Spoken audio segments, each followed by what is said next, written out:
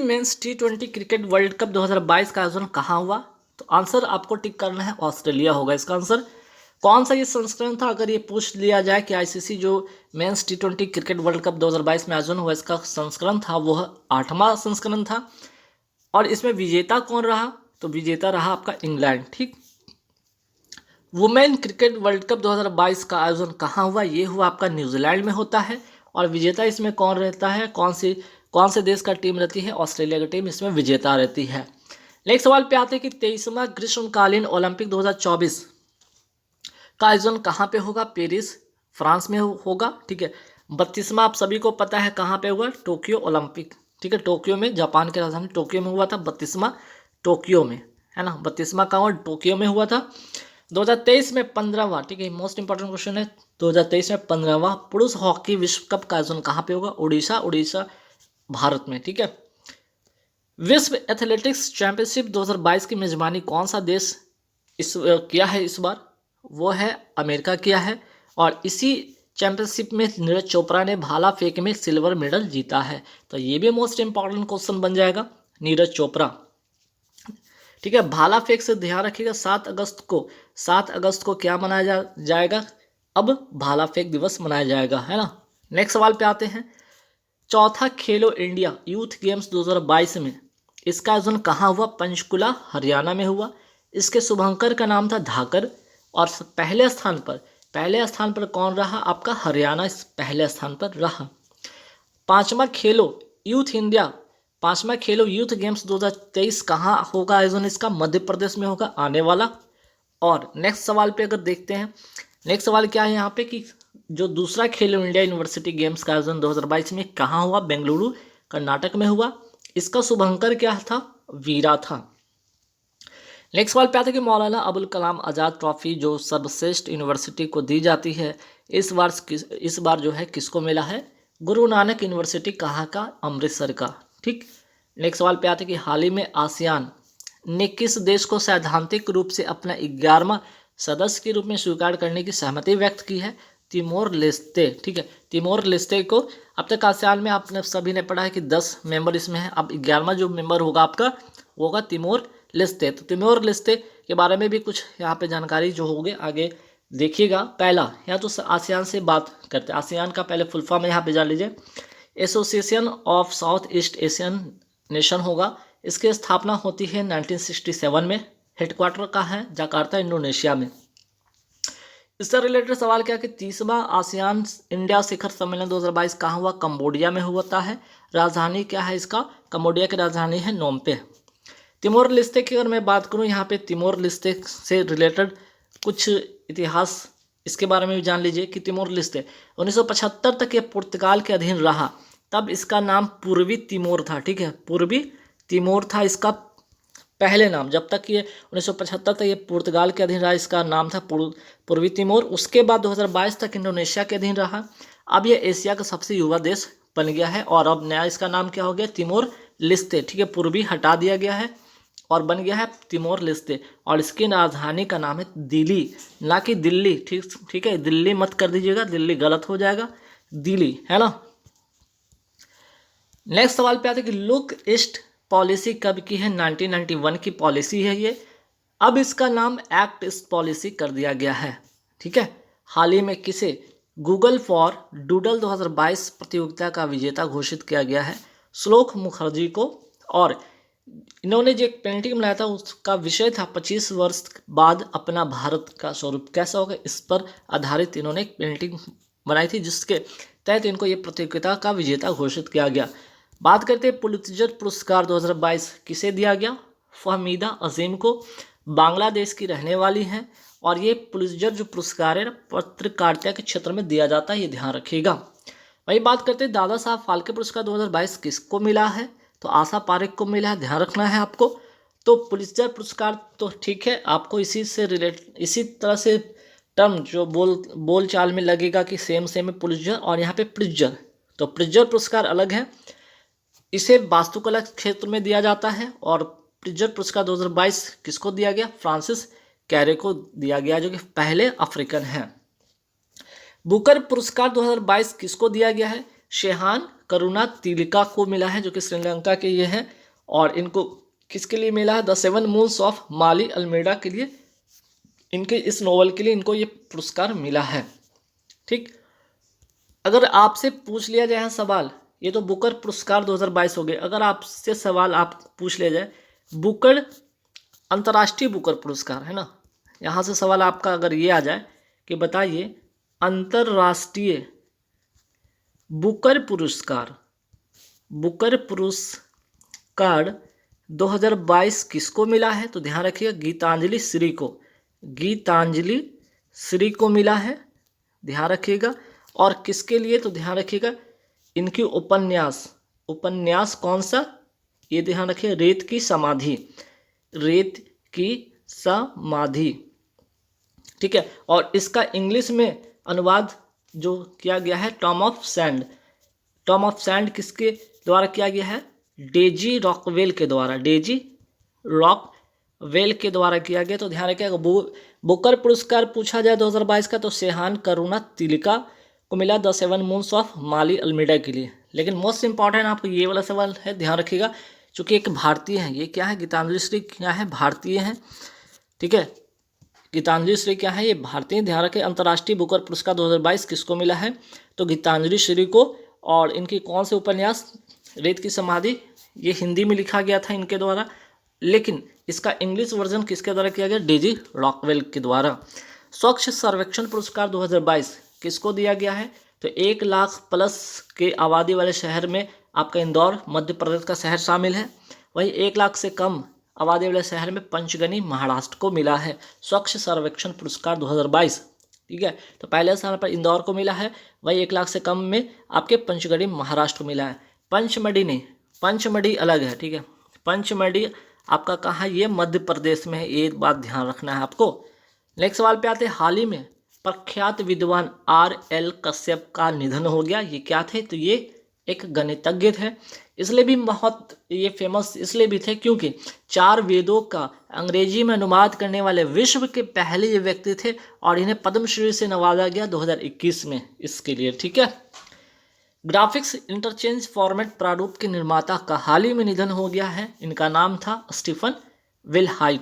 ठीक, जो आप देखते हैं मोबाइल में अपना GIF भेजते हैं ना मैसेज में, इसी की बात हो रही है, ग्राफिक्स इंटरचेंज फॉर्मेट। नेक्स्ट सवाल पे, प्रतिवर्ष राष्ट्रीय पक्षी दिवस कब मनाया जाता है? 12 नवंबर को मनाया जाता है, ध्यान रखना है आपको। 14 नवंबर 2022 को किस राज्य में अमूर फाल्कन फेस्टिवल का आयोजन किया गया? मणिपुर में। नेक्स्ट सवाल, 2025 कबड्डी विश्व कप का आयोजन कहाँ पे होगा? वेस्ट मिडलैंड्स में। ये है कहाँ? इंग्लैंड में। एशिया के बार ये पहली बार होने जा रहा है और इसमें 16 टीम इसमें भाग ले रही है। वर्ष 2022 के लिए फिट इंडिया स्कूल वीक पहल के लिए शुभंकर क्या है जिसे हाल ही में लॉन्च किया गया? तूफान और तूफानी। PV सिंधु ने इसे लॉन्च किया है, जो कि बैडमिंटन की खिलाड़ी हैं। 11 नवंबर 2022 को किसने ई कुंभ पोर्टल लॉन्च किया है? राष्ट्रपति द्रौपदी मुर्मू के द्वारा। और कौन सी संस्था के तहत ये लॉन्च होती है? तो AICTE all India council for technical education के माध्यम से इसका लॉन्च किया जाता है। राष्ट्रपति द्रौपदी मुर्मू ने इसे लॉन्च किया है। ठीक है, ई कुंभ का यहाँ फॉर्म ध्यान रखिएगा, नॉलेज अनलिस्ट इन मल्टीपल भारतीय लैंग्वेज। ठीक है, चलिए नेक्स्ट सवाल पे आते हैं कि हाल ही में भारतीय जैविक डेटा केंद्र का उद्घाटन कहाँ किया गया है? फरीदाबाद हरियाणा में किया गया है इसका उद्घाटन। रिलायंस इंडस्ट्री देश का पहला मल्टी मॉडल लॉजिस्टिक ठीक है, लॉजिस्टिक ध्यान रखिएगा, लॉजिस्टिक पार्क कहाँ बनाएगा? चेन्नई में। ठीक, नेक्स्ट सवाल पे कि 12 नवंबर 2022 को किसे ICC का दोबारा अध्यक्ष बनाया गया है? ग्रेग बर्कले को। और कहाँ के हैं ये? न्यूजीलैंड के। 2 वर्ष के लिए इन्हें फिर से बनाया गया है और निर्विरोध इन्हें चुना गया है। 14 से 27 नवंबर 2024 तक 41वां अंतर्राष्ट्रीय व्यापार मेले का आयोजन कहाँ हुआ है? नई दिल्ली। और इसकी थीम क्या है? Vocal to local, local to global. ठीक, थीम को जरूर ध्यान में रखना आपको। किस देश ने FIFA अंडर-17 महिला विश्व कप 2022 का खिताब जीता है? स्पेन ने जीता है। किसको हराकर? कोलंबिया को हराकर। ठीक, और इसका अगर मैं बात करूँ, इसका शुभंकर क्या था? तो शुभंकर था ईभा। ठीक है, शुभंकर था क्या? ईभा। वर्ल्ड मैन ऑफ इंडिया के नाम से कौन जाने जाते हैं? डॉक्टर सलीम अली जाने जाते हैं। इनकी एक फेमस बुक है जिनका नाम था वर्ड्स ऑफ इंडिया। और 1976 में इन्हें पद्म विभूषण से सम्मानित किया गया था। केवलादेव राष्ट्रीय उद्यान कहाँ है? भरतपुर राजस्थान में है। टाइगर मैन ऑफ इंडिया किसे कहा जाता है? कैलाश सांखला को। पहला साइंटिफिक वर्ल्ड एटलस जारी करने वाला राज्य कौन सा है? आपका केरल हो जाएगा। वाटरमैन ऑफ इंडिया किन्हें जाना जाता है? डॉक्टर राजेंद्र को। आमुर फाल्कन की राजधानी किसे कहा जाता है? नागालैंड को कहा जाता है। संघाई फेस्टिवल किस राज्य का है? मणिपुर का है। संघाई फेस्टिवल किस राज्य का है? मणिपुर का है। संगाई हिरन किस राज्य की राजकीय पशु है? ये मणिपुर का है। मणिपुर राज्य की स्थापना होती है 1972 में। थांगटा मार्शल आर्ट कहाँ का है? ये भी मणिपुर का। तो मणिपुर से आपके 4-5 सवाल थे जो ध्यान में आपको रखना है। भारत के प्रथम खेल विश्वविद्यालय की स्थापना कहाँ होती है? मणिपुर की राजधानी इम्फाल में। प्रो कबड्डी लीग 2022 का विजेता कौन रहता है? दबंग दिल्ली। आइस हॉकी महिला चैंपियनशिप 2022 का आयोजन कहाँ होता है? हिमाचल प्रदेश में। विजेता रहता है लद्दाख। 44वां शतरंज ओलंपियाड कहाँ आयोजित होता है? चेन्नई तमिलनाडु में। इसका शुभंकर था थम्बी। 31वां व्यास सम्मान 2022 का विजेता रहे हैं असगर वजाहत। महाबली नाटक के लिए इन्हें यह सम्मान दिया गया है। 31वां सरस्वती सम्मान 2022 के विजेता हैं रामदरस मिश्र। इनका जो उपन्यास है मैं तो यहाँ हूँ के लिए मिला है। T20 एशिया कप 2022 का आयोजन कहाँ होता है? यूएई में होता है। मेंस विजेता में कौन? श्रीलंका है। और वुमेन्स में इंडिया इसमें विजेता टीम होती है। संतोष ट्रॉफी 2022 का आयोजन कहाँ होता है? केरल में। और विजेता इसमें कौन होता है? केरल ही विजेता होता है। फीफा अंडर-17 महिला विश्व कप का आयोजन कहाँ होता है? भारत में हुआ है। उड़ीसा। भारत का जो 3 राज्य ध्यान रखें वो 3 राज्य कौन कौन सा है? महाराष्ट्र हो गया, महाराष्ट्र का नवी मुंबई हो गया और गोवा में। ठीक है, तो फीफा अंडर-17 महिला विश्व कप का आयोजन भारत में होता है। भारत के 3 जो आपके जो राज्य है वहाँ पे। ठीक है, 24वां ग्रीष्मकालीन डेफ ओलंपिक का आयोजन कहाँ हुआ? ब्राजील में हुआ है। 36वां राष्ट्रीय खेल का आयोजन कहाँ होता है? गुजरात में होता है। और नेक्स्ट जो होगा अगला 37वां कहाँ होगा? गोवा में होगा। फिट इंडिया मूवमेंट कब शुरू होता है? वर्ष 2019 में शुरू होता है। राष्ट्रीय खेल 2022 का शुभंकर क्या है? सावज। राजीव गांधी ग्रामीण ओलंपिक 2022 का शुभंकर है शेरू। आयोजन होता है राजस्थान में। कॉमनवेल्थ गेम्स 2022 का शुभंकर है पेरी द बुल। और कॉमनवेल्थ गेम 2022 का जो है आयोजन होता कहाँ है? बर्मिंघम इंग्लैंड में। ई कुंभ पोर्टल को किसने लॉन्च किया है? द्रौपदी मुर्मू ने AICTE के द्वारा। और ई कुंभ का फुल फॉर्म है नॉलेज अनलिस्ट इन मल्टीपल भारतीय लैंग्वेजेस। लोकपाल ऐप किसके लिए लॉन्च हुआ है? मनरेगा के लिए। मनरेगा जो अधिनियम कब का है? वर्ष 2005 का है। पहले इसका नाम नरेगा था। ठीक है, पहले इसका नाम नरेगा था, ध्यान रखिएगा। बाद में इसका 2009 में इसका क्या नाम हो गया? मनरेगा। मनरेगा कब से हुआ इसका नाम? 2009 से। दिशांक ऐप किसने लॉन्च किया है? कर्नाटक ने लॉन्च किया है। क्यों? भूमि रिकॉर्ड में सुधार के लिए। बाई ब्रेक ऐप, वाई का मतलब योग होगा। योग ब्रेक किसने लॉन्च किया है? आयुष मंत्रालय के द्वारा लॉन्च किया गया है। किसान मोबाइल ऐप किसने लॉन्च किया? IIT रुड़की उत्तराखंड। मौसम पूर्वानुमान के लिए ये लॉन्च हुआ है। डेटा डिजास्टर रिकवरी केंद्र कहाँ लॉन्च हुआ? भुवनेश्वर उड़ीसा में। सारथी मोबाइल ऐप किसने लॉन्च किया है? सेबी ने। विश्व का सबसे बड़ा सफारी पार्क कहाँ स्थापित हुआ? हरियाणा में। ई अधिगम योजना किस सरकार के द्वारा लॉन्च किया गया है? ये योजना हरियाणा सरकार के द्वारा लॉन्च होती है। 9वीं से 12वीं कक्षा के जो छात्र हैं उन्हें क्या फ्री लैपटॉप वितरित इसमें किया जाएगा इस योजना के अंतर्गत। सूरज कुंड हैंडीक्राफ्ट मेला 2022 का आयोजन कहाँ होता है? फरीदाबाद हरियाणा में। हाल ही में भारत फ्रांस के बीच गरुड़ अभ्यास कहाँ हुआ है? जोधपुर राजस्थान में। एंडम एजुथम योजना कहाँ का है? तमिलनाडु का। और इस योजना के तहत जो कोविड-19 का प्रभाव शिक्षा पे कम पड़े, इसका ये उद्देश्य है। मुफ्त नाश्ता कार्यक्रम मिड डे मील के अंतर्गत किसने शुरू किया है? तमिलनाडु ने शुरू किया। मुफ्त नाश्ता कार्यक्रम भारत की पहली शास्त्रीय भाषा जो तमिल है, कब इसे शास्त्रीय भाषा के रूप में शामिल किया गया? वर्ष 2004 में। आईसीसी के वित्त एवं वाणिज्यिक समिति का प्रमुख कौन बने हैं? जैसा बने हैं। ब्रिटेन के नए सम्राट कौन बने? किंग चार्ल्स तृतीय। ब्रिटेन के नए प्रधानमंत्री बने हैं ऋषि सुनक। विलियम रूटो किस देश के राष्ट्रपति बने हैं? केन्या के। श्रीलंका के नए प्रधानमंत्री कौन बने? दिनेश गुणवर्धने। सियोमारा कास्त्रो किस देश की पहली महिला राष्ट्रपति बनी है? होंडुरास की। मार्कोस जूनियर किस देश के राष्ट्रपति बने? फिलीपींस के। कैटरीन नोवाक किस देश की पहली महिला राष्ट्रपति बनी? हंगरी की। 2022 में इंटरपोल की 90वां महासभा की मेजबानी किस देश ने किया है? भारत ने किया है। कहाँ? नई दिल्ली में। संघाई सहयोग संगठन 2022 की मेजबानी किसने किया है? तो आपका किया है समरकंद, उज्बेकिस्तान में, ठीक है। और 2023 में कौन करेगा? भारत करेगा। भारत का पहला ई वेस्ट इको पार्क कहाँ बनाया गया? दिल्ली में। प्रधानमंत्री ने इंडिया गेट पर किसकी प्रतिमा का अनावरण किया है? सुभाष चंद्र बोस की। राजपथ का नाम को इसमें क्या कन्वर्ट कर दिया गया, क्या परिवर्तित कर दिया है? कर्तव्य पथ कर दिया गया है। भारत का पहला नवीकरणीय ऊर्जा से संचालित हवाई अड्डा बन गया इंदिरा गांधी अंतर्राष्ट्रीय हवाई अड्डा दिल्ली का, जिसमें कि हाइड्रो और मीन्स की जल और सौर से दोनों के कॉम्बिनेशन से ये चलेगा। दिल्ली के नए उपराज्यपाल कौन बन गए हैं? विनय कुमार सक्सेना बने हैं। दिल्ली को नेशनल कैपिटल रीजन एनसीआर किस संविधान संशोधन के द्वारा घोषित किया गया? 69वां संविधान संशोधन के द्वारा।